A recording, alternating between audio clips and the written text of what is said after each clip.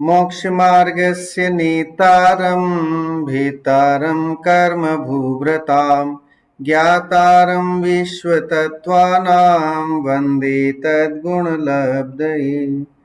नमो अर्हन्ताणं नमो सिद्धाणं नमो आयर्याणं नमो वज्रायाणं नमो लोये सव्वसाहुणम्। मङ्गलं भगवान् वीरो मङ्गलं गौतमो गणी मङ्गलं कुन्दकुन्दाद्यो जैनधर्मोऽस्तु मङ्गलम्।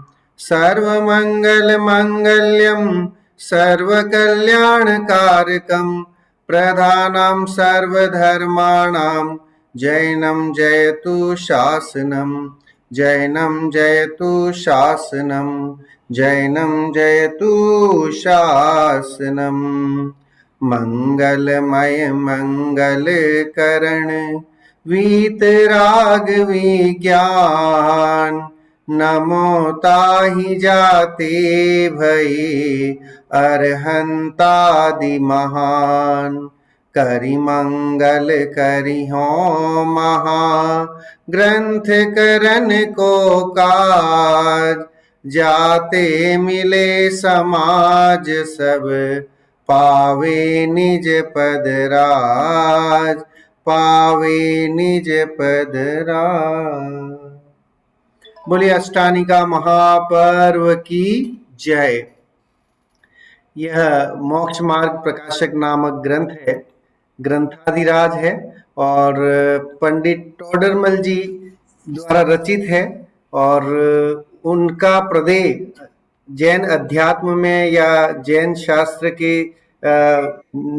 निचोड़ के रूप में यह अपने आप में एक अनूठा ग्रंथ बन गया है। और हमारा महान पुण्य उदय है कि जिसके कारण पंडित टोडरमल जी का ये ग्रंथ यद्यपि अधूरा है लेकिन फिर भी हमें इसमें इतना सार भरा हुआ है कि अगर हम इसे अपने स्वाध्याय में, नियमित स्वाध्याय में इसको लाएं तो अवश्य ही हमारा जीवन भी जो है वो सज सकता है, संवर सकता है।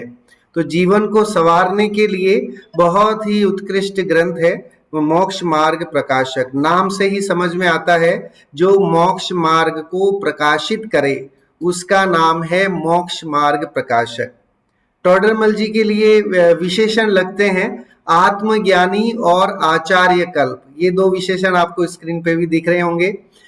वे स्वयं आत्मज्ञानी थे, उन्होंने आत्मा को जाना था, आत्मा के स्वरूप को पहचाना था और अनेक शास्त्रों का ज्ञान हासिल किया था और उसके बाद इसीलिए उनको आचार्य कल्प कहा जाता है। वे स्वयं उन ग्रंथों को पढ़ करके उन्होंने आत्मा के स्वरूप को जाना और फिर ये ग्रंथाधिराज समय ये मोक्ष मार्ग प्रकाशक जो ग्रंथ है उसकी रचना की। तो अपने आप में ये अद्भुत ग्रंथ है, अनोखा ग्रंथ है और अवश्य ही पढ़ना चाहिए, लोगों को प्रेरित करना चाहिए इसे पढ़ने के लिए।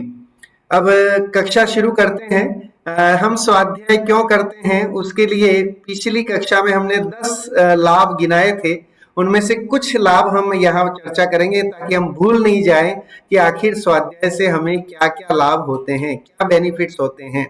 यानी प्रयोजनम बिना मंदोपि न प्रवर्तते, बिना प्रयोजन के मूर्ख व्यक्ति भी कहीं भी हाथ नहीं डालता है। तो जहां प्रयोजन होता है वहां हर कोई व्यक्ति जो है वो काम करता है।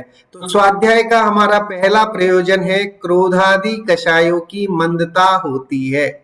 हमारी कषाय शांत होती है जब हम स्वाध्याय करते हैं। जब हम ग्रंथ पढ़ते हैं तो हम शांत होते हैं, उस समय हमें क्रोध मान माया लोभ रूप परिणाम नहीं आते हैं।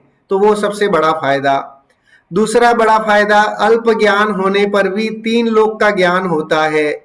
हमारा ज्ञान शैवक्षम ज्ञान है लेकिन हम स्वाध्याय करेंगे तो हम स्वर्गों के बारे में भी जान सकते हैं, नरकों के बारे में जान सकते हैं, 24 तीर्थंकरों के 5 कल्याणकों के बारे में जान सकते हैं, विदेश क्षेत्र कहाँ है उसके बारे में जान सकते हैं, सुमेरु पर्वत कहाँ है उसके बारे में जान सकते हैं।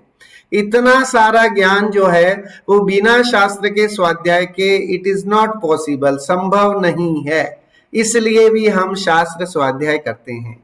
और तीसरा आज का मुख्य बिंदु है, अधिक अधिक ज्ञान होने पर आनंद आता है। जब हम बहुत ज्यादा हमें ज्ञान होता है तो हमें आनंद आता है कि नहीं? हम कहीं जाते हैं, है ना, किसी नए शहर में जाते हैं और वहां का कोई मोन्यूमेंट, वहां की कोई अच्छी चीज देखते हैं तो पहले तो ना अपने रिश्ते नातेदारों से सुनते हैं, अरे भाई वो बहुत अच्छी जगह है, जरूर जाना, तुम वहां जा रहे हो तो जरूर देख के आना।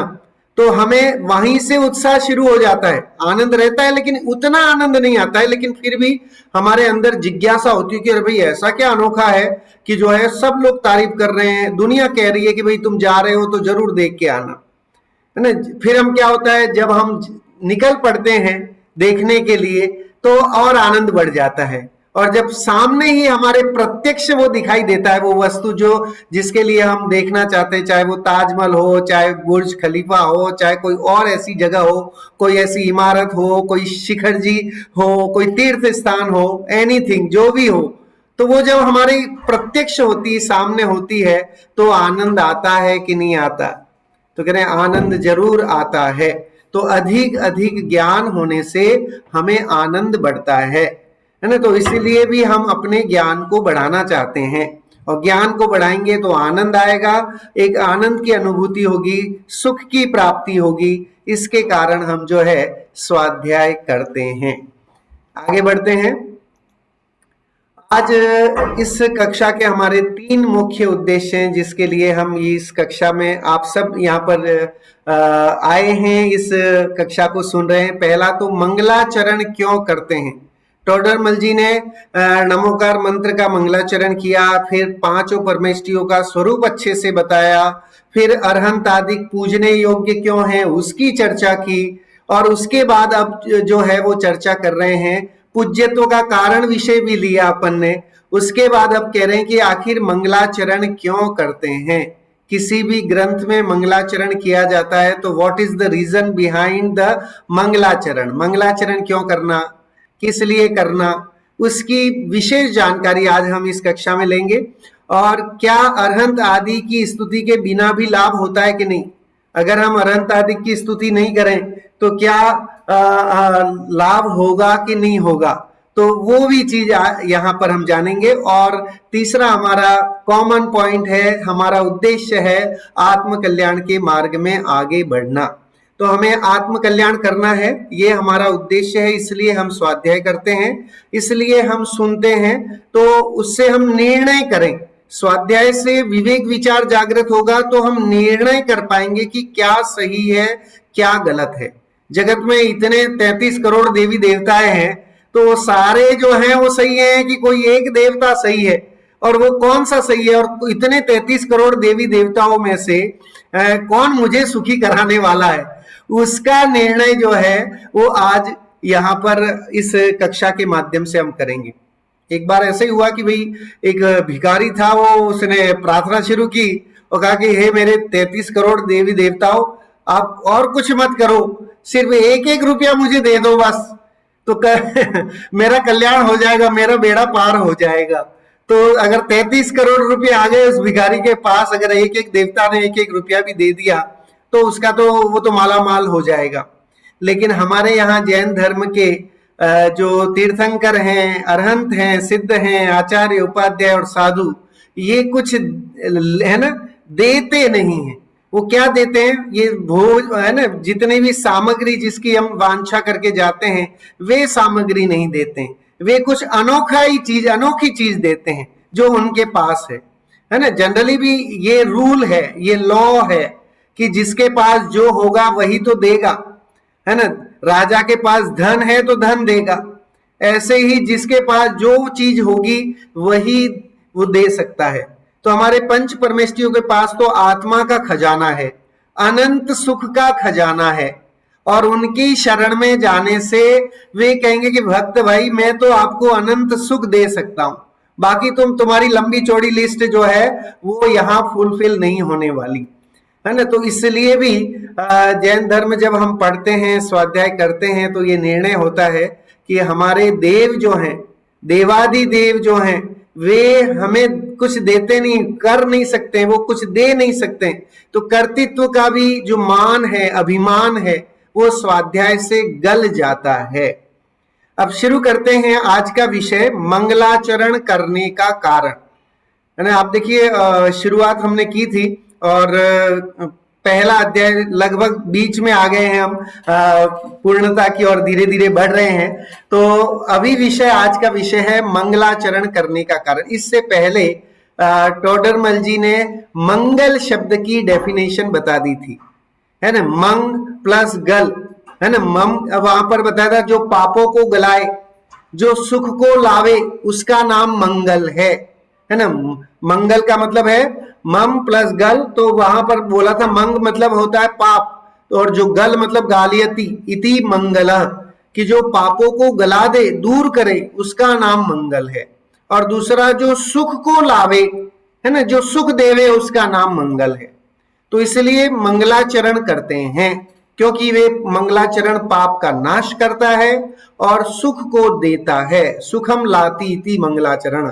तो यहां कोई पूछे, टोडरमल जी है ना, प्रश्नकर्ता के माध्यम से प्रश्न करके और स्वयं प्रश्न खड़ा करते हैं और उसका समाधान करते हैं। यहां कोई पूछे कि प्रथम ग्रंथ के आदि में मंगल ही किया, सो क्या कारण है?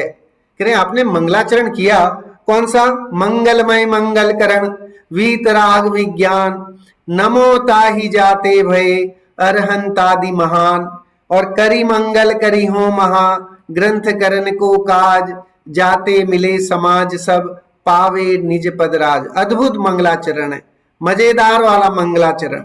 तो कह रहे आपने ये पहला मंगलाचरण किया ग्रंथ के प्रारंभ में, इसका कारण क्या है ये तो हमें बताइए।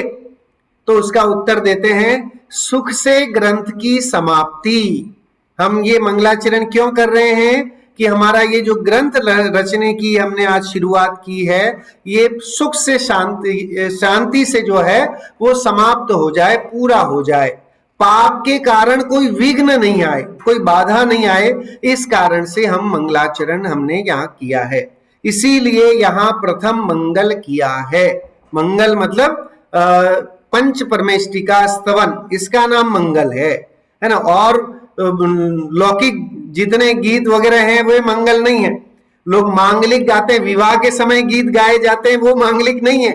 मांगलिक कौन सा है? जिसमें पंच परमेष्टि शामिल है, जिसमें देव शास्त्र गुरु का स्तवन है, वे जो है वह मंगल स्वरूप है, उनका सानिध्य मंगल है, शास्त्र का स्वाध्याय मंगल है ना, पूजा मंगल है, विधानादि करना मंगल है, अभिषेक करना मंगल है, दान देना मंगल है। ये सारी चीजें जो है, किसी के प्रति दया की भावना रखना, अभय दान देना मंगल है, किसी की जीवन को जान बचाना, ये सब मंगल स्वरूप है, क्योंकि इसमें किसी जीव की रक्षा हो रही है। और साथ में अगर हम पंच परमेष्टि की स्तवन आदि करते हैं, देव शास्त्र गुरु का स्वाध्याय स्तवन आदि करते हैं, तो हम अपनी आत्मा का भला करते हैं। ठीक है, सबसे पहला हम अपनी आत्मा का भला करते हैं। अभी तक अनादिकाल से हमने अपनी आत्मा का भला नहीं किया, क्योंकि हमने सही स्वरूप जाना नहीं। अब कह रहे अब हम जो है अपनी आत्मा का भला करने के लिए हम, हे त्रिलोकीनाथ, आपके शरण में आया हूं, है ना। क्योंकि अभी तक तो मैं भव भव में गोते खाता रहा। देवशास्त्र गुरु पूजन में युगल जी ने लिखा, भववन में जी भर घूम चुका, कण कण को जी भर भर देखा, मृग सम मृग तृष्णा के पीछे, मुझको न मिली सुख की रेखा। कि मैं जगत के सारा पूरा भव सागर, देखो अब संसार को सागर की उपमा दी गई है। सागर मतलब अथाह, जिसका कोई लिमिटेशन नहीं है। सागर किसे कहते हैं? कि बहुत पानी पानी पानी भरा हुआ है, उसका नाम है सागर। ऐसे ही संसार जो है वो सागर जैसा है, मतलब इतना लंबा चौड़ा, हमने पता नहीं कितने भव हम जो है वो निकाल के आए हैं। और अब जाकर के महान पुण्य उदय से जैन कुल, 5 इंद्रिया अनुकूल है, उसके बाद सारी अनुकूलताएं हमें मिली हैं। ये क्या हम अपने आप में हम सोचें, विचार करें कि क्या हम वीआईपी नहीं है? क्या हम महाभाग्यशाली नहीं है कि हमारी 5 इंद्रिया अनुकूल है? अभी है ना, आंख कान नाक गला ये सब काम कर रहे हैं, हमारा दिमाग जो है एकदम व्यवस्थित है, होशो हवास में है ना। जब भी आप देखो लोग अपनी वसीयत लिखते हैं तो पहला वर्ड लिखते हैं कि यह सब मैं अपने होशो हवास से लिख रहा हूं, है ना। मैं अपना ये बंगला अपना अपनी बेटी के नाम या अपने बेटे के नाम या अपने जिसके भी नाम पत्नी के नाम होशो हवास से कर रहा हूं। अदालत भी ये कहती कि भाई ऐसा तो नहीं था कि दिमाग फिर गया और कर दिया हो। तो कह रहे अभी तो हमारा ये महान पुण्य का उदय है कि हम होशो हवास में हैं, है ना। हमारा होश, हमें हमें क्या करना है क्या नहीं करना है, ये हमारे समझ जो है वो अभी जागृत है एक तरह से। तो ये भी अपने आप में एक बहुत बड़ा पुण्य का उदय कि हमें क्या करना है, क्या पढ़ना है ना, किस लिए पढ़ना है, क्यों मंदिर जाना है, ये सब चीजें हम सोच सकते हैं। And then we have to decide, हम फिर डिसाइड कर सकते हैं कि भाई ये सब चीजें इसलिए करनी है क्योंकि इससे मेरा भला होने वाला है ना। बिना प्रयोजन के तो हम करेंगे नहीं। तो यहां मंगलाचरण भी किया, तो मंगलाचरण क्यों किया, तो इसमें भी हमारा भला होना है। क्या होना है, टोडरमल जी कह रहे हैं कि ग्रंथ जो है वो कोई बाधा नहीं आए और सुख से इसकी ग्रंथ की पूर्णता हो जाए, इसके लिए मंगलाचरण सामान्य जानकारी पहले दे दी। अब जो है वो प्रश्नकर्ता इतने से संतुष्ट नहीं होता, उसके दिमाग में और खुरापात आती है और दिमाग उसका चलता है तो वो और प्रश्न करता है। यहां तर्क है कि जो अन्य मती इस प्रकार मंगल करते हैं, बहुत गजब का विषय है ये अपने आप में। इसको हम, इससे हमारी प्रतीति जो है, हमारी धर्म के प्रति श्रद्धा जो है वो और मजबूत होती है अगर हम इस विषय को अच्छे से पढ़ेंगे समझेंगे तो। अब देखिए यहां तर्क है, तर्क मतलब पहला तर्क देते हैं कि जो अन्य मती हैं, जो जैन धर्म के मानने वाले नहीं है, वे भी मंगल करते हैं, है ना। वे भी अपना जो भी है ओम भू भुव स्वः आदि सब गाते हैं, उनके भी ग्रंथ की समाप्ति तथा विघ्न नहीं होना देखते हैं। वहां क्या हेतु है। अब क्या कह रहे हैं कि भाई देखो अन्य मत वाले लोग भी जो है वो भी तो मंगल करते हैं और उनके भी ग्रंथ पूरा हो जाता है। आप कह रहे हो कि पंच परमेष्टि का मंगल करो तो ही ग्रंथ पूरा होगा, है ना, और इसके लिए करते हैं। तो दूसरे जो जैन धर्म के अनुयायी नहीं है वे भी मंगल करते हैं और उनका भी काम बन रहा है। तो इसका मतलब फिर मंगल करने का क्या औचित्य। कितना गजब का प्रश्न है ना। उस प्रश्नकर्ता ने पूछा कि भाई आपने मंगलाचरण किया, बहुत अच्छी बात है ना। आप चाहते हैं कि सुख से ग्रंथ पूर्ण हो जाए, कोई अड़चन नहीं आए, निर्विघ्न हो जाए, इसके लिए मंगलाचरण किया। लेकिन कह रहे हैं अन्य मती भी तो करते हैं और उनके भी ग्रंथ वो मतलब वो अपना जैन धर्म का नहीं करते हैं, वे पंच परमेष्टि को नहीं पूछते, फिर भी उनके काम देखे जाते हैं, उनके बड़े बड़े बंगले देखे जाते हैं, उनकी सारी सुविधाएं देखी जाती हैं। What is the reason behind this, इसके पीछे क्या रीजन है कि वे लोग भी सुखी देखे जाते हैं। उसका समाधान, अन्य मती जो ग्रंथ करते हैं उनमें मोह के तीव्र उदय से मिथ्यात्व कषाय भावों का पोषण करने वाले विपरीत अर्थों को धरते हैं। अब यहां कह रहे हैं कि जो अन्य मती हैं वो क्या करते हैं, वे जो ग्रंथ लिखते हैं वे शस्त्र नहीं है ना, सॉरी वे शास्त्र नहीं वे शस्त्र हैं, क्योंकि उनको पढ़ने से जो है हमें सच्चे मोक्ष मार्ग का, मोक्ष मार्ग किसे कहते हैं, पंच परमेष्टि का क्या स्वरूप है, ये हमें अन्य मती के या अन्य मतों के जो ग्रंथ हैं उनको पढ़ने से नहीं मिलेगा। तो इस कारण से वो कषाय भाव उसमें बढ़ाने वाले, राग का पोषण करने वाले, है ना, संसार के अन्य कारणों को बताने वाले, ऐसे पहले से ही अनादिकाल से तो हम संसार में फंसे हैं और अगर कोई ग्रंथ हमें वापस वो संसार का ही बताए, है ना, कि शरीर की पुष्टि का ही उपाय बताए और बाकी और सारी चीजें बताए, संसार में फंसने के उपाय बताए, शादी विवाह का वर्णन बताए, राग रंग की कथा बताए, तो क्या उसे हम धर्म ग्रंथ कह सकते हैं। झूठ बोलना सिखाए, हिंसा, झूठ, चोरी, कुशील, परिग्रह, ये सब लिखा हुआ है, तो क्या आप उसे धर्म ग्रंथ कहेंगे, क्या हम उसे धर्म ग्रंथ की तरह उसकी पूजा करेंगे कि नहीं कर सकते, है ना। कि जिन ग्रंथों में हिंसा, झूठ, चोरी, कुशील, परिग्रह इनका पोषण हो। इसीलिए आप देखिए मुनिराज आदि जो होते हैं, ब्रह्मचारी होते हैं, उनके क्या है कि ये अखबार पढ़ना या और जो मैगजीन्स आती हैं उनका निषेध होता है, क्योंकि अब उन्हें राग रंग से कोई मतलब ही नहीं है। तो उन वस्तुओं को पढ़ने से या वो वैसे पढ़ते हैं तो और दोष लगता है। तो ऐसे जब वो सामान्य पत्रिकाएं नहीं पढ़ सकते हैं तो ऐसे कोई धार्मिक ग्रंथ जिनमें कि कषाय भाव है ना, आत्मा को दुख देने वाले, दूसरों को परेशान करने वाले ऐसे तंत्र मंत्र और उपयोग वो बताए गए हों, तो हम उसको कैसे अच्छा मान सकते हैं। तो ये बात यहाँ कही कि कषाय भावों को धरते हैं, इसलिए उनकी निर्विघ्न समाप्ति तो ऐसे मंगल किए बिना ही हो। इसलिए ऐसा नहीं है कि वो इसलिए हो रही है कि मंगल कर रहे हैं इसलिए उनका ग्रंथ समाप्त मतलब निर्विघ्न हो रहा है, बल्कि वो तो पाप कर रहे हैं, क्योंकि उसमें वे सारा राग द्वेष का, कषाय भाव का वर्णन कर रहे हैं, तो अपने आप में ही पाप कर रहे हैं, तो वो तो अमंगल स्वरूप ही है। तो इसलिए उससे नहीं हो रही है, फिर किससे हो रही है उसकी बात यहां बताते हैं। यदि ऐसे मंगलों से मोहमंद हो जाए तो वैसा विपरीत कार्य कैसे बने। कह रहे कि अगर ऐसे मंगल करने से मोह का नाश हो जाए तो ये विपरीत कैसे करें, है ना, राग के ग्रंथ क्यों लिखें और ये सारी चीजें क्यों करें। तथा हम भी ग्रंथ करते हैं, टोडरमल जी कह रहे हैं हमने भी ग्रंथ बनाया है, हम भी ग्रंथ लिख रहे हैं, उसमें मोह की मंदता के कारण वीतराग तत्व ज्ञान का पोषण करने वाले अर्थों को धरेंगे, रखेंगे। हम तो इस ग्रंथ में सिर्फ वीतरागता की बात करेंगे, हम राग की बात नहीं करेंगे, है ना, हम संसार को बढ़ाने वाली कोई बात नहीं करेंगे, हम तो संसार से मुक्ति का मार्ग बताएंगे। इसलिए हमने इस ग्रंथ का नाम भी मोक्ष मार्ग प्रकाशक रखा है, क्योंकि ये आपको सच्चे सुख को दिलाने वाला है। मोक्ष मतलब सच्चा सुख, निराकुल सुख, उसका नाम है मोक्ष, है ना। अब देखिए वो बाल बोध पढ़ते हैं बच्चे, उसमें जनरली बोला जाता है जहां भूख का काम नहीं है, खांसी और जुकाम नहीं है, सतशिव सुंदर मेरा नाम, शुद्धात्म है मेरा नाम, है ना। तो इस तरह का वर्णन ये छोटे छोटे बच्चों को पाठशाला में पढ़ाया जाता है।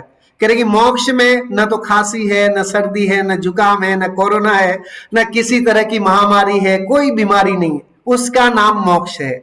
और टोडरमल जी उस ग्रंथ को बता रहे हैं कि उस मोक्ष में पहुंचने का रास्ता हम सबको बता रहे हैं। तो कह रहे हम तो यहाँ पर मंगल स्वरूप काम कर रहे हैं इस ग्रंथ को लिख करके। इसमें हम वितराग तत्व ज्ञान की बात करेंगे। तत्व, देखिए तत्व शब्द जो है तत् प्लस है ना, उसमें भाववाचक संज्ञा लगा, तत्व। तो तत्व मतलब जैसा है उसको वैसा मानना, इसका नाम तत्व है। जीव जैसा है उसको वैसा मानना, पुद्गल जैसा है उसको वैसा मानना। पुद्गल मतलब जितना भी फिजिकल स्ट्रक्चर हम देखते हैं वो सब पुद्गल के खाते में जाता है। आप घर में बैठे हैं, अभी जिस टेबल पे बैठे हैं, जिस सोफे पे बैठे हैं, जिस कुर्सी पे बैठे हैं, वो पुद्गल है। और आप जो सुन रहे हैं, सुनने वाला जो है आपकी बॉडी नहीं, आपका शरीर नहीं, सुन कौन रहा है, समझ किसको आ रही है।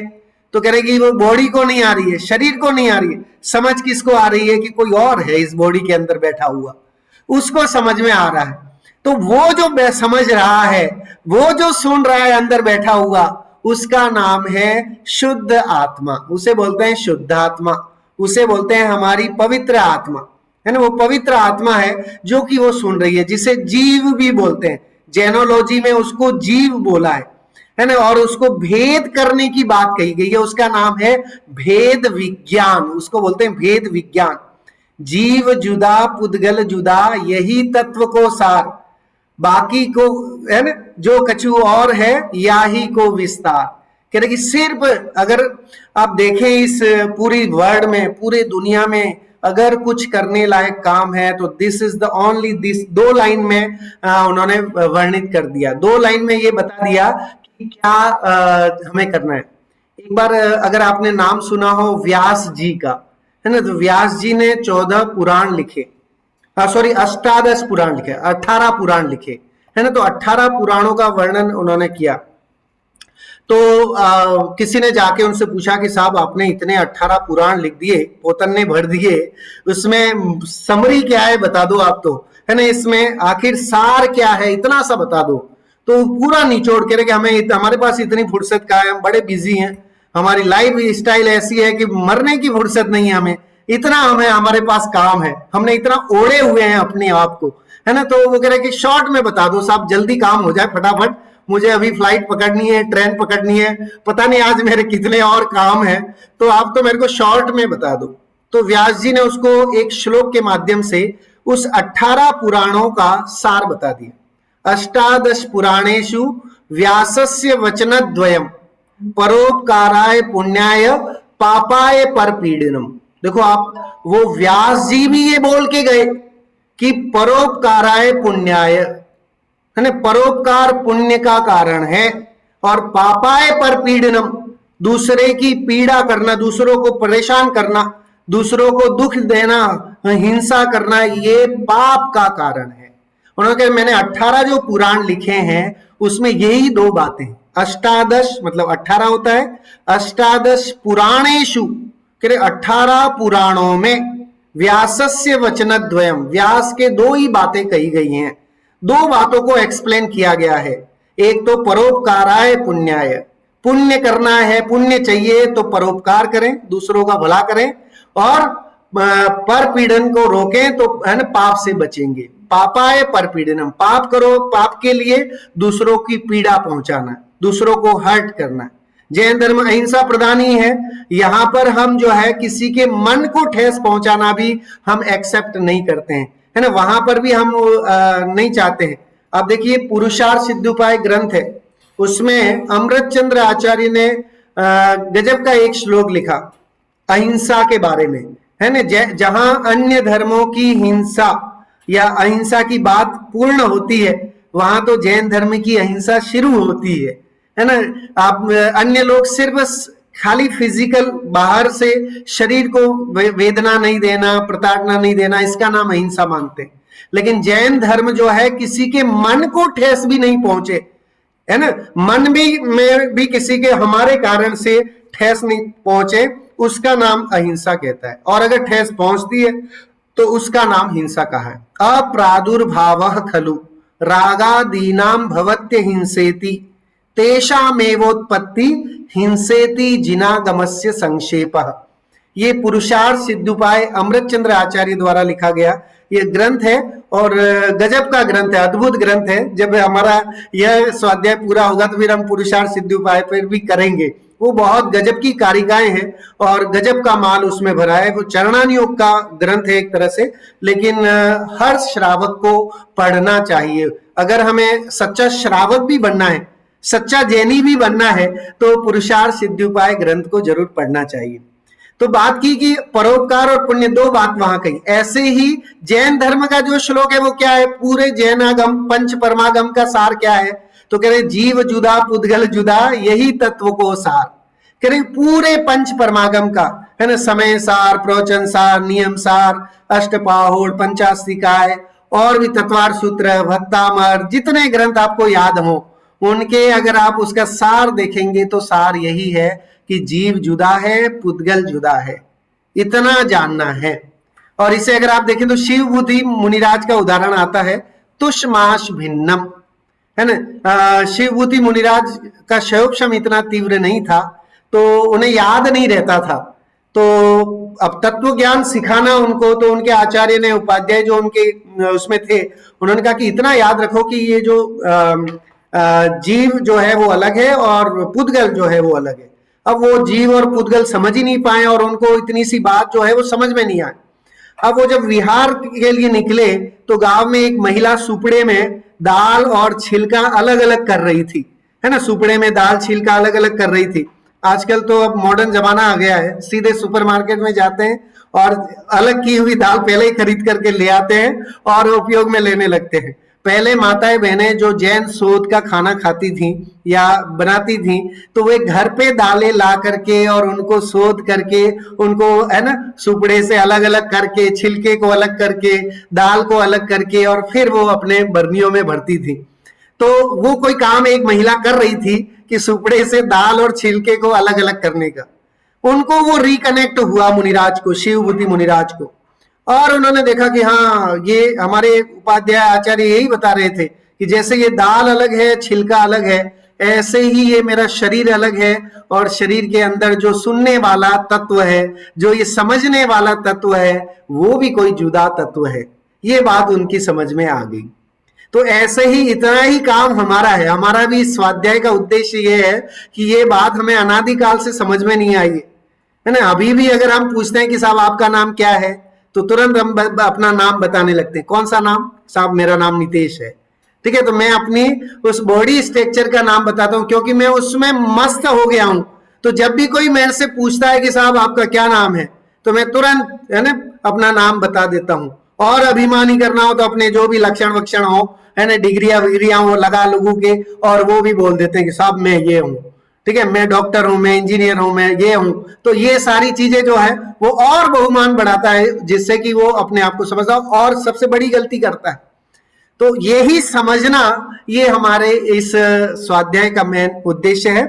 सो तत्व ज्ञान के पोषण करने वाले अर्थों को धरेंगे, उसकी निर्विघ्न समाप्ति ऐसे मंगल करने से ही होती है। हम तो इस ग्रंथ में तत्व ज्ञान की बात करेंगे, एकदम शुद्ध जैनिज्म, यहाँ प्योर जैनिज्म मिलेगा आपको। इसमें कोई भी मिलावट वाला काम नहीं है। यहाँ कोई भी चीज ऐसी नहीं है जो जैनिज्म की कसौटी में खरी नहीं उतरी। और वही बात हम आपको यहाँ पर बताएंगे, सिखाएंगे और यही दिखाएंगे। तो कह रहे हैं इसलिए मंगलाचरण हम करते हैं, ताकि हमारा ये ग्रंथ और हमारा स्वाध्याय भी जो है वो निर्विघ्न हो, पूरा हो। चलिए, यदि ऐसे मंगल ना करें तो मोह की तीव्रता रहे, तब ऐसा उत्तम कार्य कैसे बने। कह रहे कि अगर हम मंगल नहीं करेंगे तो हमारे अंदर मोह तीव्र रहेगा, कहीं अभिमान होगा कि अरे मैं शास्त्र लिख रहा हूं तो मेरा नाम हो जाए। अब सोचिए, जैन आचार्य इतने बड़े बड़े आचार्य हुए, लेकिन उन आचार्यों के बारे में कोई डिटेल नहीं मिलती। उनके बाप दादे कौन थे और उनका पूरा वंश क्या था, उसके बारे में जिसे बोलते हैं आत्मश्लाघ्या, है ना, कि उन्हें अपने नाम की कुछ भी नहीं पड़ी थी कि मेरी साहब फोटो छप जाए, या मेरा बड़े बड़े अक्षरों में नाम लिखना, साहब मोक्ष मार्ग प्रकाशक है तो पंडित टोडरमल बड़े अक्षरों में लिखा जाना चाहिए, तत्वार सूत्र है तो उमा स्वामी बड़े अक्षरों में लिखा है। उमा स्वामी के बारे में कुछ भी नहीं मिलता है जानकारी। जो है, जो थोड़ा बहुत समझ लीजिए कि शोधकर्ताओं ने जानकारी इकट्ठी की है उसके हिसाब से, और बाकी भी जितने भी आचार्य हैं, प्राचीन आचार्य जो हैं, उनके बारे में कोई डिटेल विशेष ज्ञान नहीं मिलता है। और उन्हें अपने उन ग्रंथों का नाम या उन्होंने कुछ किया है ऐसा उनको अभिमान नहीं था। इतने निरअभिमानी होकर के और काम करते थे। मतलब आप सोचिए, जैन धर्म के प्रचार प्रसार में या उसमें जब तक अगर मान है, अभिमान है, तो वो काम संभव नहीं है। प्रभावना तभी होती है जब निरअभिमानी होकर के और शुद्ध भाव से की जाए, उसका नाम प्रभावना है। जहां पर कुछ स्वार्थ है तो वहां पर प्रभावना नहीं हो सकती। उसकी चर्चा अपन आगे, और गजब की बात दी है, वक्ता का स्वरूप आएगा अभी। अब 1-2 शनिवार में ही आने वाला है, अगले 1-2 वीक में, वक्ता का स्वरूप, श्रोता का स्वरूप, उसमें गजब की बात बताए। Who is the listener, who is the speaker, कौन जैन धर्म के अनुसार सही वक्ता हो सकता है, कौन जैन जिनवाणी सुनने का हकदार है, इसकी बात भी टोडरमल जी यहाँ पर बताते हैं। ठीक है, और किसे स्वाध्याय कराने का, प्रवचन करने का ये समझ लीजिए क्वालिफिकेशन है, वो क्वालिफिकेशन भी हम यहाँ पर इस ग्रंथ के स्वाध्याय के माध्यम से जानेंगे। तो कह रहे हैं हम यहाँ पर एकदम ही शुद्ध तत्व ज्ञान की बात करेंगे और जैन धर्म की बात करेंगे। इसलिए ऐसा मंगल करते हैं ताकि हमारे मोह का क्षमन हो। मेन उद्देश्य हमारा मंगलाचरण करने का मोह का क्षमन करना है। आगे बढ़ते हैं। वह कहता है कि ऐसे तो मानेंगे, ठीक है, आपने कहा कि भाई मोह के नाश के लिए आपने मंगलाचरण किया, मान लिया, परंतु कोई ऐसा मंगल नहीं करता उसके भी सुख दिखाई देता है। कह रहे कि जब आप मंगल नहीं करते हो तो भी कईयों के तो ग्रंथ पूरे हो जाते हैं। कई ऐसे काम हैं जिनमें लोग मंगलाचरण नहीं करते हैं या कोई मांगलिक काम नहीं करते हैं, गृह प्रवेश भी नहीं कराते हैं, पूजा पाठ भी नहीं करते हैं, कुछ नहीं करते हैं, फिर भी उनके घर में जो है कोई दिक्कत नहीं आती, बाधा नहीं आती। ऐसे कई काम देखते हैं, पाप का उदय नहीं दिखाई देता है। और कोई ऐसा मंगल करता है उसके भी सुख नहीं दिखाई देता है। और आप कह रहे हो कि मंगलाचरण करने से तो सुखी होता है, तो कह रहे कि कई लोग तो मंगलाचरण करते हैं फिर भी सुखी नहीं होते हैं। और इसका जीता जागता उदाहरण अगर देखें तो टोडरमल जी का ये ग्रंथ ही है। उन्होंने मंगलाचरण किया लेकिन ग्रंथ पूरा नहीं हुआ, 9 अधिकार ही लिख पाए। उसके बाद उनको हाथी के पैर के नीचे कुचला गया, है ना, उस समय के जयपुर के राजा के माध्यम से।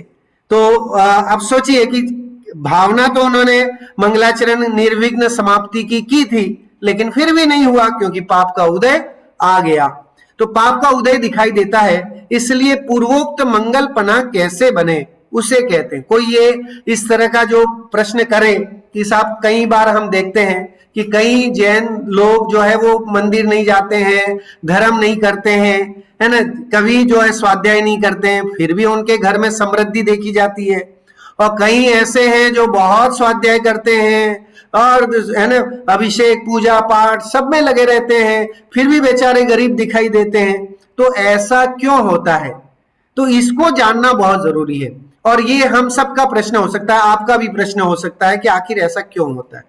उसके लिए जैन कर्म सिद्धांत जानना, जैन कर्म विधि विधान जानना जरूरी है और उसको समझना जरूरी है कि आखिर क्यों होता है। आप देखिए 10 लक्षण पूजन में, ते कर्म पूरब किए खोटे, सहे क्यों नहीं जिए रा। ये बात आती है ना कि हमने पूर्व में अगर कुछ कर्म खोटे किए हैं तो भाई क्यों नहीं सहोगे उसको तो सहन करना ही पड़ेगा। और अगर अभी अच्छे कर्म कर रहे हैं तो हो सकता है कि आगे जाकर के वो भी हमें फल देंगे। इसकी चर्चा अपने पहले की कक्षा में 10 अवस्थाएं जो हमने कर्म की बारे में चर्चा की थी, जिसमें कि सबसे पहले कर्म का बंद होना, सत्ता उदय उदीर्णा, है ना, संक्रमण, इस तरह अपकर्षण, उत्कर्षण, निधत्ति, निकाचित, इस तरह से 10 तरह की अवस्थाएं होती हैं कर्म बंधते हैं तब, है ना। और हर समय जब अगर हम संसारी हैं, हम गृहस्थ हैं, तो एवरी टाइम ऐसा कोई मोमेंट नहीं है कि जब हम कर्मों का आश्रव इनकमिंग नहीं कर रहे हों, हर समय कर्म बंध रहे हैं। तो होता क्या है, उसका जवाब, गजब का जवाब यहां पर दिया है। ध्यान से आप इसको पढ़े भी और सुने भी, बहुत मजा आने वाला है। देखिए, जीवों के संक्लेश विशुद्ध परिणाम अनेक जाति के हैं। जो कर्मों का जो परिणाम है, भाव है, वो अनेक तरह के हैं, संक्लेश विशुद्ध रूप परिणाम, है ना। इसकी भी 3 तरह के परिणामों की चर्चा पूर्व कक्षा में हो चुकी है, इसलिए यहां विशेष नहीं करेंगे। संक्लेश मतलब पाप रूप परिणाम, विशुद्ध मतलब पुण्य रूप परिणाम, और शुद्ध मतलब सुख रूप परिणाम, है ना। इसे बोलते हैं अतीन्द्रिय सुख रूप परिणाम, उसका नाम शुद्ध परिणाम। उनके द्वारा अनेक कालों में पहले बंधे हुए कर्म एक काल में उदय आते हैं। कई बार क्या होता है कि अनेक कालों में बंधा हुआ, है ना, बहुत सारा हमने इकट्ठा किया हुआ है पाप। अब वो पाप, उसका टाइम पीरियड है कि अब इतने साल के बाद उदय में आएगा, तो वो अपने टाइम से आएगा और उदय करेगा ही करेगा, है ना। उसके लिए तो तीर्थंकर भी बेचारे नहीं बच पाते। आप सोचो, तीर्थंकरों को भी उपसर्ग होते हैं कि नहीं। हमारे उपसर्ग विजयी के है ना तीर्थंकर, चाहे वो पार्श्वनाथ हो, वो और भी जितने तीर्थंकर हैं, या मुनिराज हो, आचार्य हो, तो उन पर उपसर्ग आते हैं। इसका मतलब क्या है, उपसर्ग आते हैं मतलब दिखने में तो पाप का उदय लगता है, हमें क्या लगता है कि पाप का उदय आया है, तो रियल में पाप का उदय आया है ना। पाप का उदय आया है क्योंकि वो पाप कर्म ऐसे जो है वो पहले कभी बांधे होंगे, ऐसा कुछ किया होगा, तो उस सारे पाप का जो है वो उदय एक समय में आ जाता है। इसलिए जिस प्रकार पूर्व में बहुत धन का संचय हो, उसके बिना कमाए ही धन दिखाई देता है। गजब का उदाहरण दिया है कि पहले से ही कोई सेठपति है ना, अरबपति है, अब वो अगर नौकरी नहीं भी करे, घर में आराम से बैठा है, ऐशो आराम करे, तो भी उसको कोई गरीबी नहीं दिखाई देती, है ना। वो सुखी आदमी ही दिखाई देता है क्योंकि पहले से बहुत भरा पड़ा है, बाप दादों का भी खूब है, बैंक बैलेंस खूब है ना। और इसलिए वो चाहे कितना भी खर्च करता जाता है, अभी नौकरी नहीं कर रहा है, अभी कोई बिजनेस नहीं कर रहा है, लेकिन पहले से इकट्ठा जो उसके पास इतना है कि वो अभी आराम से अपनी जिंदगी निकाल रहा है, तो भी सुखी दिखाई देता है। और ऋण दिखाई नहीं देता, कोई कर्ज नहीं है उस पर। तथा जिसके पूर्व में ऋण बहुत हो, उसके धन कमाने पर भी ऋण दिखाई देता है। अब पहले से किसी के ऊपर बैंक लोन बहुत है, कर्जा बहुत है, अब वो कमा तो अभी एट प्रेजेंट बहुत सारा है, बहुत हाथ पैर मार रहा है और डबल सैलरी उसको मिल रही है, लेकिन फिर भी वो दुखी दिखाई देता है ना। तो ये अभी वर्तमान में भले उसके बहुत इनकम हो रही है, लेकिन हम उस इनकम को सुख का कारण नहीं मान सकते, क्योंकि पूर्व में उसका जो है वो बैंक बैलेंस, लोन बहुत है, तो वो लोन चुकाने में ही उसका ईएमआई में ही जो है वो निकल जाता है। तो ऐसी कितनी ईएमआई हमारी भी जो है अनादिकाल से निकलती जा रही है ना। कर्मों की ईएमआई और पाप की ईएमआई हम क्या कर रहे हैं, ईएमआई भरी है। आज तक हमने कभी भी उस लोन को पूरा नहीं किया है, और जब वो लोन पूरा होगा इसका मतलब मुक्ति की प्राप्ति होगी। दिखाई देता है, धन दिखाई नहीं देता, परंतु विचार करने से कमाना तो धन ही का कारण है। लेकिन कहेंगे अगर हम विचार करें तो कमाना क्या कारण है ये बताइए। अब वो अलग बात है कि उसका कर्जा ज्यादा है तो उसका सारा स्पेंड हो जाता है, लेकिन कमाना तो सिर्फ धन इनकम का ही स्रोत है ना। कमाना जो है वो इनकम का स्रोत नहीं है, ऐसा नहीं है।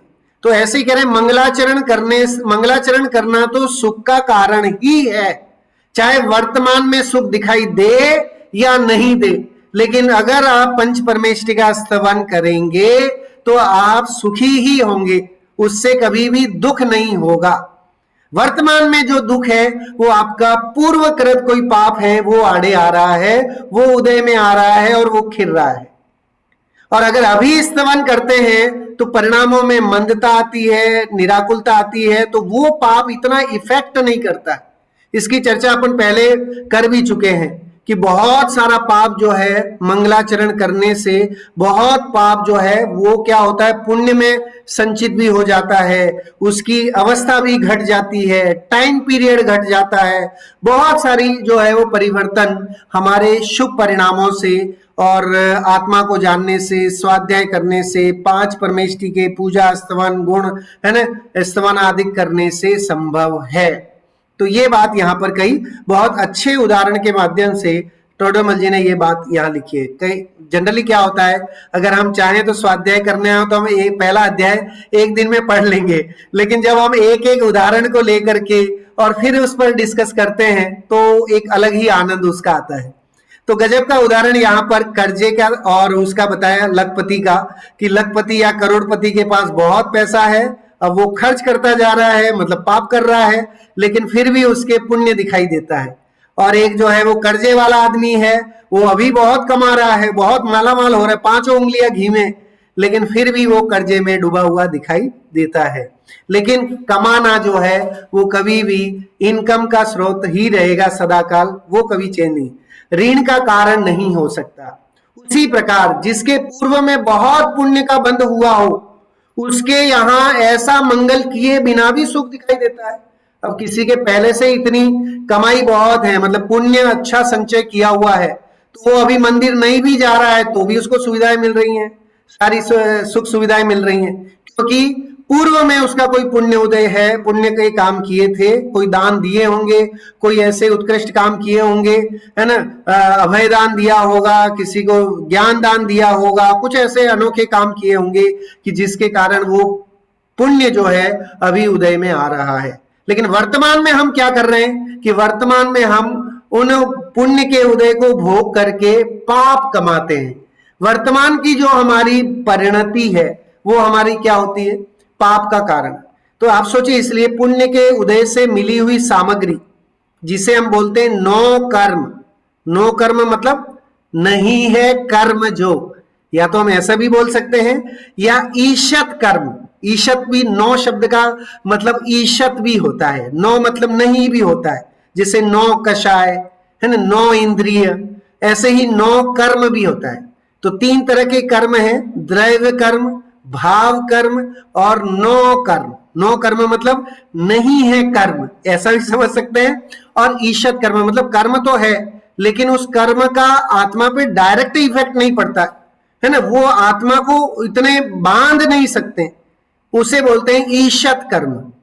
कार, बंगला, ठीक है, रुपया, पैसा, शरीर, ये सब जो है नो कर्म है। स्त्री, पुत्र, मकान, जायदाद, है ना, समाज में स्टेटस, ये सब जो है वो नो कर्म है।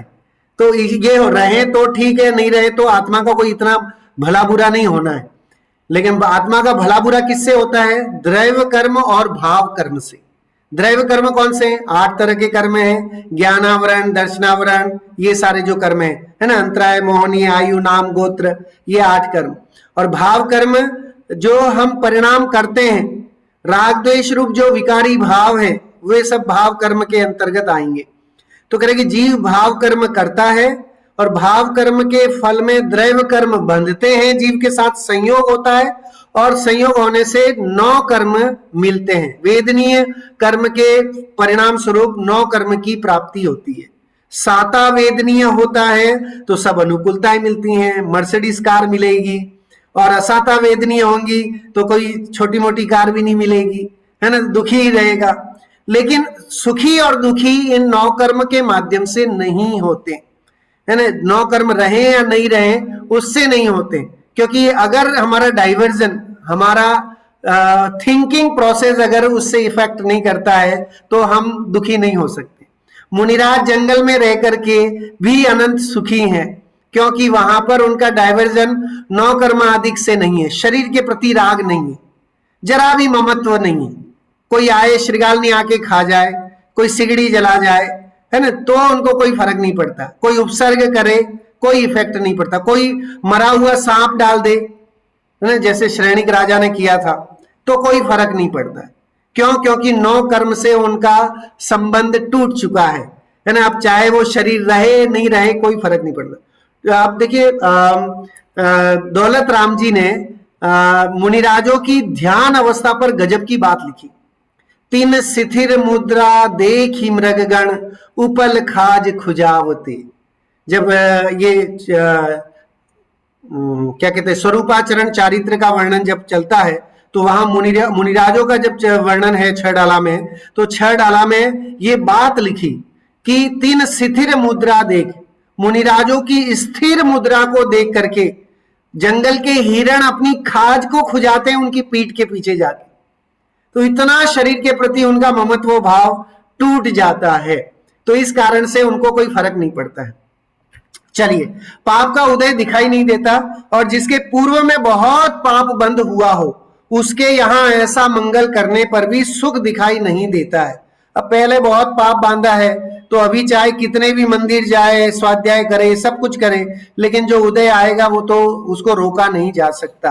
हाँ, ये अलग बात है कि हम अच्छे परिणाम करें, हम जो है वो तपस्चरण आदि कुछ करें, स्वाध्याय आदि करें, तो उससे कुछ उत्कर्षण अपकर्षण हो सकता है, लेकिन ये कोई जरूरी नहीं कि सबके ही तुरंत ही हो जाए, है ना। अभी स्वाध्याय किया तो उसका फल अभी मिल जाए, कभी कभी मिल भी सकता है और नहीं भी मिल सकता है, क्योंकि वो कर्मों के बंधने की सत्ता उदय उदीर्णा पे डिपेंड करता है कि कितनी सत्ता बंधी है। जो कर्म हमने अच्छे परिणाम किए, अभी हमने अच्छे परिणाम किए क्योंकि आप सब शांत बैठे हैं, है ना, और परिणाम भी आपके अच्छे हैं, विषय को समझने के परिणाम है, और एकदम शांत, किसी के प्रति कोई राग द्वेष की भावना नहीं है, तो डेफिनेटली अभी पुण्य का संचय हो रहा है। लेकिन ये पुण्य का संचय आप कहो कि साहब अभी के अभी मुझे तो कैश इन कर दो, है ना, अभी के अभी दे दीजिए इसको, है ना, एक हाथ ले दूसरे वो, है ना, तो ऐसा नहीं होता है। कई बार ऐसा होता भी, क्योंकि ये विचित्र कर्मों की विचित्र परंपरा है। ये पहले ही टोडरमल जी ने पिछले पृष्ठ में ही लिखा, उन्होंने लिखा ना कि ये जो संकलेश और विशुद्ध परिणाम है ये विचित्र तरह के, कभी तुरंत ही फल देते हैं, कभी उसका टाइम पीरियड ज्यादा होता है तो जब टाइम आएगा तब देंगे, कभी कभी टाइम पीरियड बहुत था लेकिन आपने कुछ और अच्छा काम कर दिया, है ना, और उसके कारण जल्दी पक गए, तो ऐसा भी हो सकता है। उसे मोह की मंदता के कारण वीतराग विज्ञान का पोषण करने वाले अर्थों को धरेंगे, ये तो हो गई थी बात। हाँ, यहाँ ऐसा मंगल करने पर भी सुख दिखाई नहीं देता, पाप का उदय दिखाई देता है, परंतु विचार करने से ऐसा मंगल तो सुख ही का कारण है। मंगल करना तो सुख का कारण है जी, बस, और कोई नहीं, पाप का उदय का कारण नहीं हो सकता। इस प्रकार पूर्वोक्त मंगल का मंगलपना बनता है। इसलिए टोडरमल जी ने यहां सिद्ध किया कि भाई मंगल तो करना ही चाहिए। जब भी हम जो है उठे, सुबह उठे तो भी पंच परमेष्टि का नाम जप करके उठें, क्योंकि जब आज रात को आप सोएंगे, कल सुबह जब आप उठेंगे तो आपके उठने के साथ साथ कई लोग सो चुके होंगे। अगर आप गूगल पे सर्च करेंगे तो ऐसे कितने लोग होंगे जो कल रात, आज की रात में उनका स्वर्गवास हो चुका होगा। लेकिन चूंकि आप कल सुबह उठेंगे, इसका मतलब आप जो हैं, आप और हम जो हैं, वो अवश्य ही भाग्यशाली हैं, पुण्यशाली हैं। तो हमें उस पुण्य को कैश इन करने के लिए, अगेन आगे उसको बढ़ाने के लिए हमें उठते ही नमोकार मंत्र का जाप करना चाहिए और अपने पंच परमेष्टि के स्वरूप को ध्यान करके फिर अपने दिन की शुरुआत करें तो अवश्य ही हमारा दिन अच्छा रहेगा। और इस तरह से जब हम इनके सानिध्य में ही लगे रहेंगे तो धीरे धीरे मोक्ष के मार्ग में आगे बढ़ेंगे, आगे बढ़ते रहेंगे और यही मंगलाचरण का मुख्य कारण भी है। इस तरह से यहाँ पर आज एक मेन विषय जो है उसकी चर्चा की, आगे अभी ये पूरा नहीं हुआ है लेकिन हम इसको पूरा करेंगे अगली कक्षा में। देखिए 8 तरह के कर्म है, उसकी सामान्य सी चर्चा यहाँ पर कर लेते हैं 2 मिनट में। ज्ञानावरणी कर्म जो है वो कहते किसे हैं, क्योंकि आज कर्म की चर्चा बहुत चली तो मैं सामान्य जानकारी आपको यहाँ पर देना चाहता हूं। वह कर्म, खाली मैं पढ़ देता हूं, वह कर्म जिससे आत्मा के ज्ञान गुण पर पर्दा पड़ जाए उसका नाम है ज्ञानावरणी कर्म। आपको ज्ञान नहीं होने दे, है ना, आपको स्वाध्याय में आना था लेकिन कोई काम आ गया, सब कोई अर्जेंट मीटिंग आ गई, कोई घर में मेहमान आ गया तो बड़े पराधीनता हो गई तो वो पर्दा पड़ गया, तो उसका नाम है ज्ञानावरणी कर्म। इसका गजब का एग्जाम्पल भी दिया हुआ, उदाहरण दिया, सूर्य का बादल से ढक जाना। सूरज है लेकिन चूंकि बादल आ गए हैं तो उसकी किरणें हमारे तक नहीं पहुंच पाती हैं, तो ये ज्ञानावरणी कर्म का उदाहरण।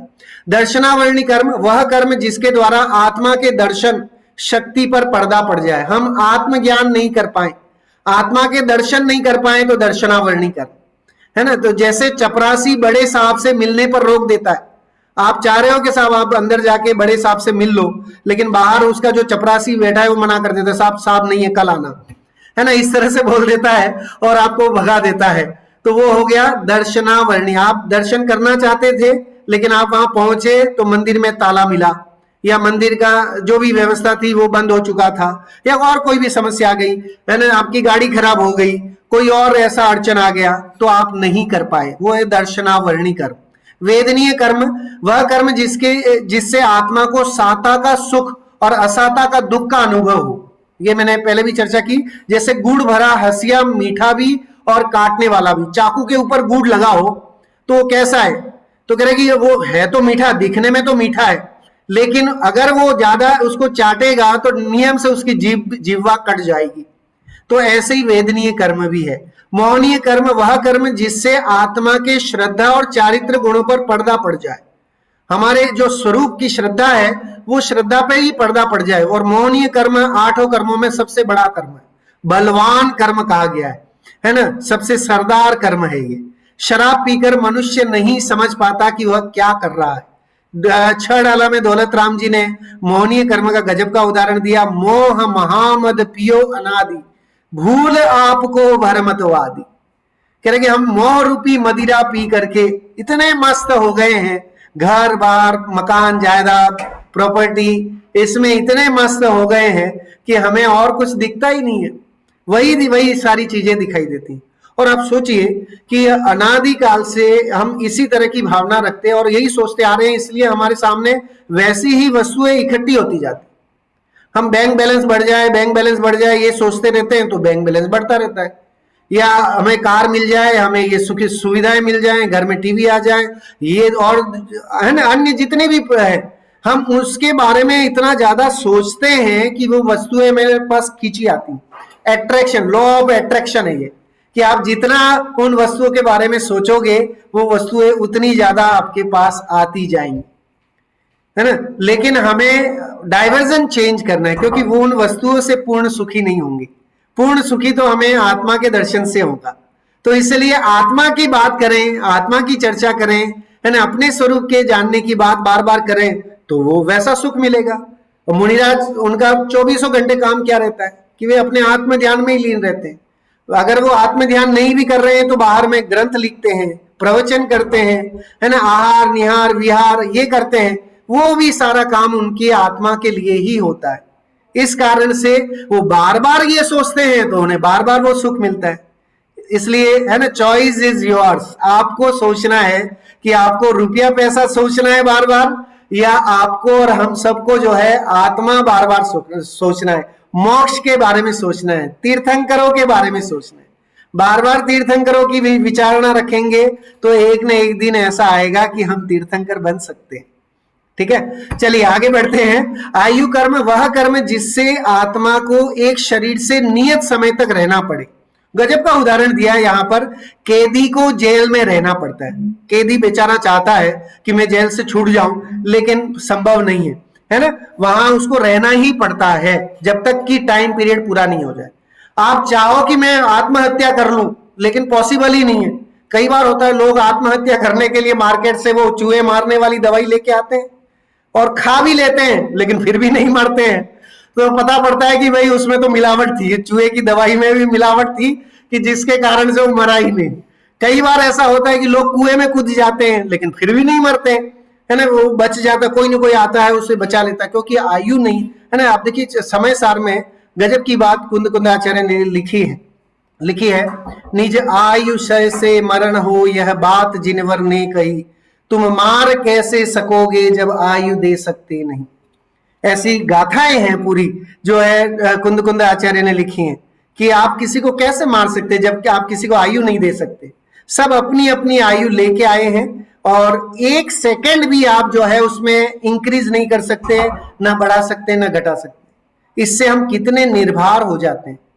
मतलब डॉक्टर भी खाली प्रयास करते हैं, लेकिन वो तो जब आना होगा मौत, वो उसी दिन आएगी, है ना। सज धज के जिस दिन मौत की शहजादी आएगी, ना सोना काम आएगा, न चांदी आएगी। तो वो तो जिस दिन आनी है उस दिन आएगी। उस दिन चाहे कितना बड़ा डॉक्टर हो, है ना, तो भी वह कुछ नहीं कर सकता। नाम कर्म वह कर्म जिससे आत्मा मूर्त होकर शुभ और अशुभ शरीर धारण करे, उसे बोलते हैं नाम। चित्रकार के रंग बिरंगी तस्वीरें, अलग अलग तरह की रंग है। ऐसे ही नाम कर्म से किसी को गोरा शरीर मिल गया, किसी को काला मिल गया। एक ही परिवार में अगर आप देखेंगे तो 5 लोग हैं, तो 5 के अलग अलग आकार, 5 के बाल अलग अलग, 5 की, है ना, नाखून अलग, 5 का आकार अलग, 5 का शेप अलग, सब कुछ अलग।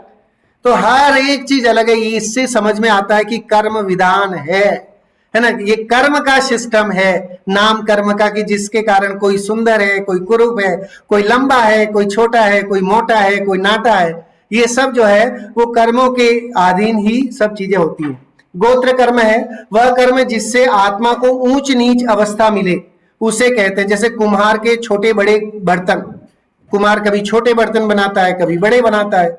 तो गोत्र कर्म हमें कभी तो उच्च कर्म दे दे, मतलब गोत्र में जन्म दिलाता है, कभी नीच गोत्र में जन्म मिलता है। इस तरह से कर्मों के माध्यम से ये सारी चीजें होती हैं। अंतराय कर्म अंतिम वह कर्म जिससे आत्मा की लब्धि में विघ्न पड़े। जैसे राजा का भंडारी बिना उसकी मर्जी के, राजा की आज्ञा से भी काम नहीं बनता।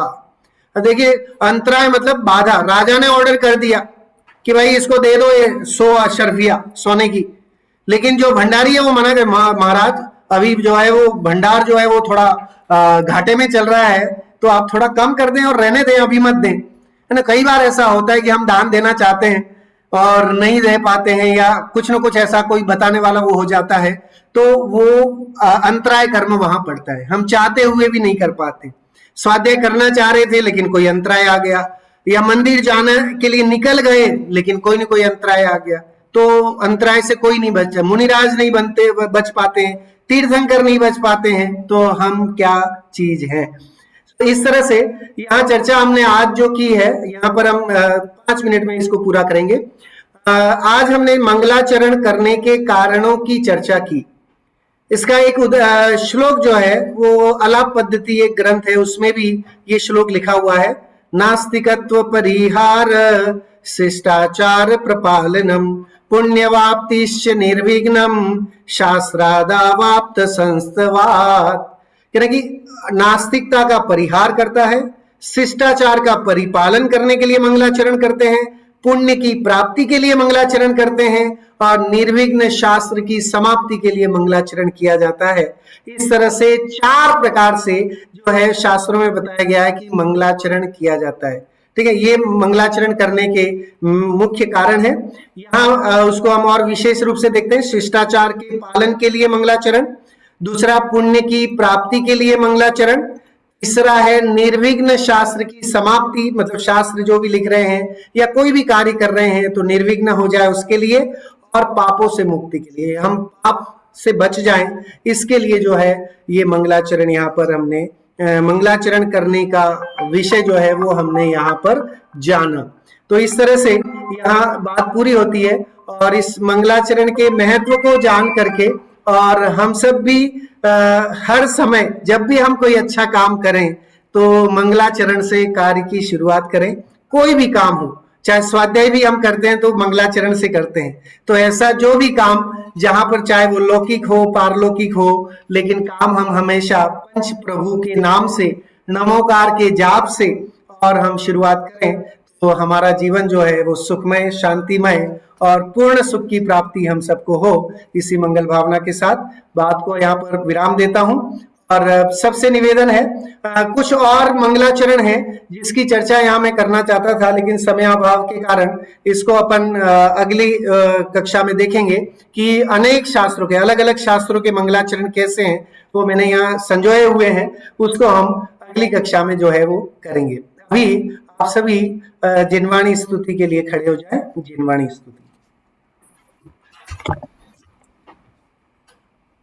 मिथ्यात्म नाश वेको ज्ञान के प्रकाश वेको आपा पर भास वेको बनो सी बखानी है क्षमा सर्व जान वेको बंदर विधान वेको स्वपर पिछान वेको परम प्रमाणी है अनुभव बताए वेको जीव के ज्ञाता वेको काहू न सताए वेको भव्य उर आनी है जहाँ तहाँ तार वेको के उतार वेको विस्तार वेको यही जीववाणी है। हे जिनवाणी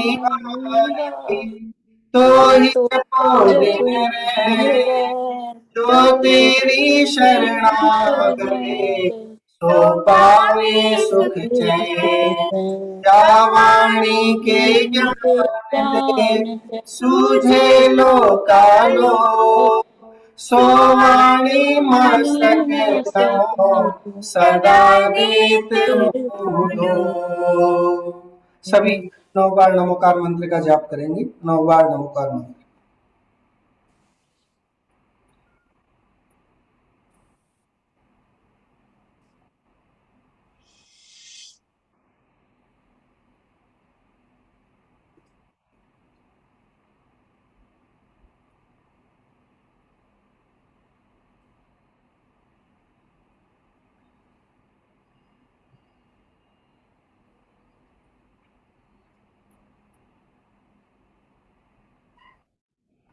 बोलिए द्वादशांग जिनवाणी मात की जय हो। बोलिए महान जैन धर्म की जय हो। बोलिए समस्त वितरागी संतों की जय हो। बोलिए अष्टानिका महापर्व की जय हो।